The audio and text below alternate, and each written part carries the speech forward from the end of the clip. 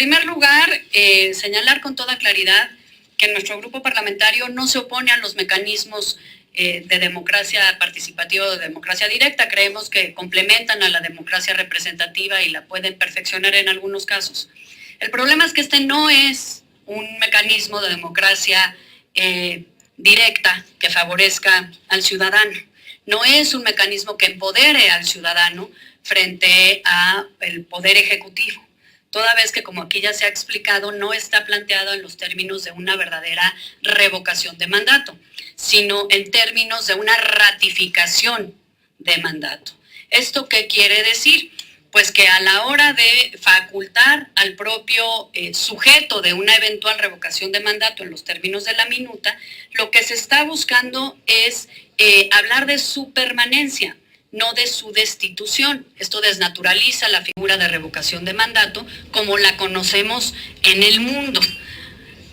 Creo que no hay ningún país en el mundo en donde el sujeto de la revocación de mandato pueda pedir que se someta a consideración de la ciudadanía su permanencia en el cargo, o más bien corrijo, si hay dos, Venezuela y Bolivia, y no sé si sean precisamente los ejemplos de regímenes que queremos emular en la intención de empoderar a la ciudadanía mediante este tipo de mecanismos. Entonces, primero dejar claro que para nosotros no es una revocación de mandato lo que se está planteando, sino un mecanismo para plantear la permanencia o la ratificación del mandato, en este caso, del Ejecutivo Federal o los ejecutivos a nivel local.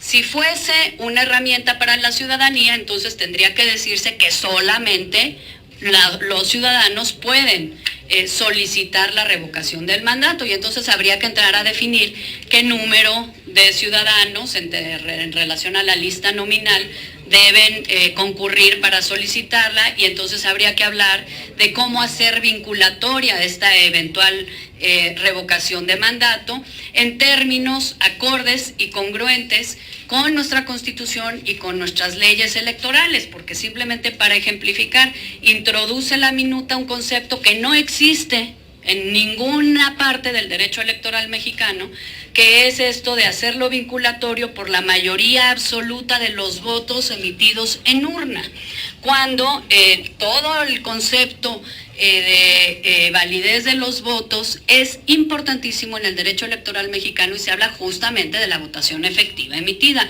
¿Para qué? Para que los votos nulos, por ejemplo, que pueden estar en una urna, no cuenten como parte de la votación. Y aquí pues vemos que al introducir este tipo de conceptos novedosos, pues no se está generando una incertidumbre, digamos, respecto de el objetivo. Entonces no es un mecanismo para el